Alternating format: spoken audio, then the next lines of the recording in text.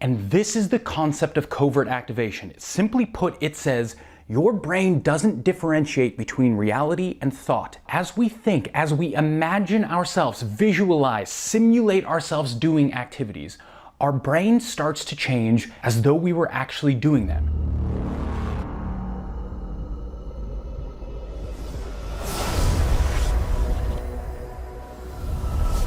Hello everybody, and welcome to this week's From Theory to Practice, where I take a look at the research so you don't have to.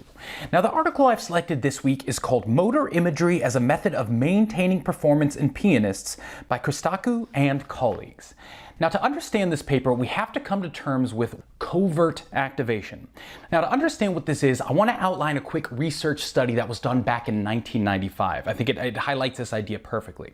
So what these researchers did is they asked one group of individuals to spend 2 hours a day practicing a very simple 5-finger piano test. So just a little song that they could play with 5 fingers. And every day after practice, these researchers would map the part of the brain that corresponded to those fingers. And what did they find? As these people practiced this skill, more and more of their motor cortex became devoted to helping those fingers out. Now, this is just a great example of neuroplasticity. As we learn something new, the brain begins to change to make that skill more effective, more efficient.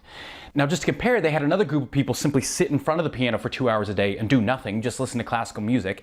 They mapped their motor cortex, and what did they find? The brain didn't change. So cool. Physical practice drives brain plasticity. This is the entire underpinning of learning.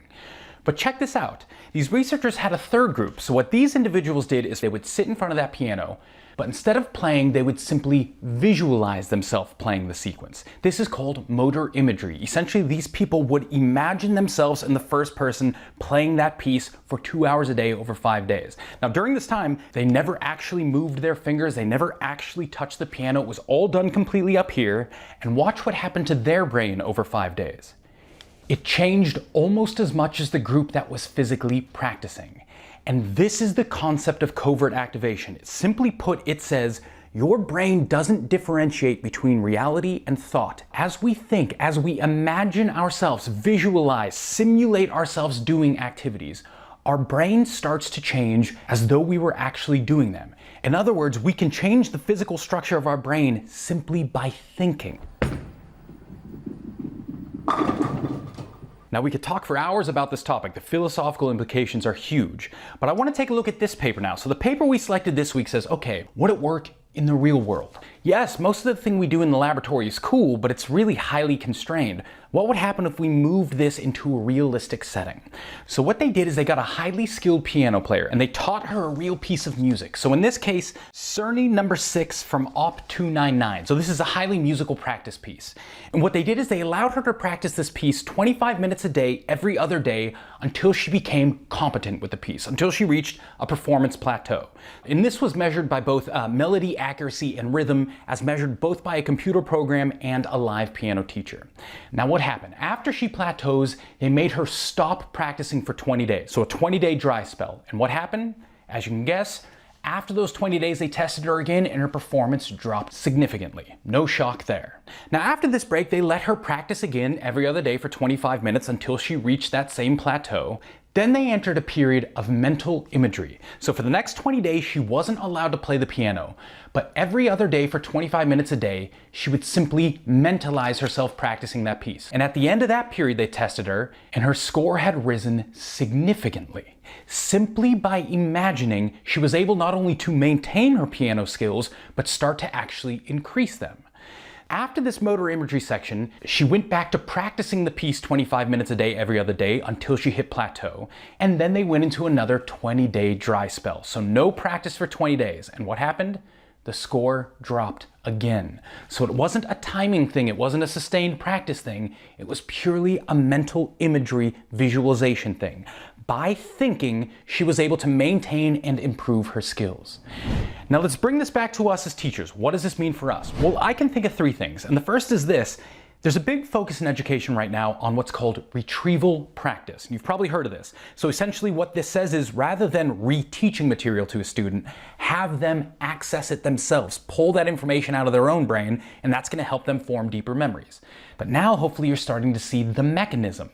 Retrieval is simply playing off of covert activation. Just like physical skills, if you think of ideas, facts, memories, concepts, the act of thinking forces you to mentalize that, which in turn changes the brain, deepens, strengthens those memories. This is a principle about how the brain works that we can use all the time very powerfully in our practice as teachers. The next thing I think we can take home is this, is a lot of people think there's a natural plateau to our skill. Like everyone can get to a certain level and whatever that plateau is, sorry, that's as good as you're ever gonna get. And here we see, no, that's not the case. Through sheer practice, this pianist was able to reach a pretty normal plateau, which she maintained through another practice session. But as soon as she started doing different types of practice, in this case, mentalizing, she was able to start to elevate above that plateau. And here we see with different deliberate forms of practice, we can start to push past plateaus and people can improve skills that they otherwise thought were purely limited. So how are we getting this idea to our students to make sure that they're fighting past their own beliefs and performance stagnation so they keep pushing themselves to get better a little bit each and every day?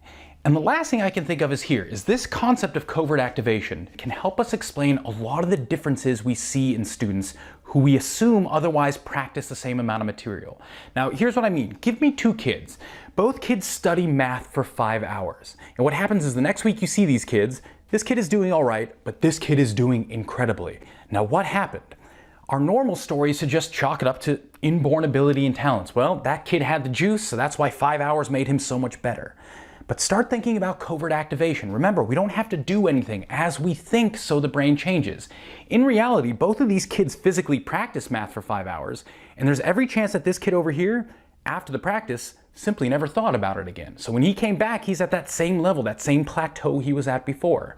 Whereas this kid, after practicing math, this is the kid who starts counting cracks on her way home, thinking about math in the shower, talking to her parents about math. Whereas it looks like she only got 5 hours of practice, due to covert activation, she actually got 25 hours of practice. And this massive jump wasn't an inborn skill or something they were given, it was something they literally earned through the process of the system. So once we start to recognize the power and the strength of covert activation, this can help us make better sense of performance differences we see between individuals and start giving us better ideas on how we can help students move through skills they want to develop even faster. So thank you all so much for hanging out with me. I hope you got something good for this. If you like what you heard, if you can give us a thumbs up and comment below, it'll make sure more people get a chance to see this on YouTube. Otherwise, thanks so much for hanging out, and I'll see you guys next time. Bye, y'all.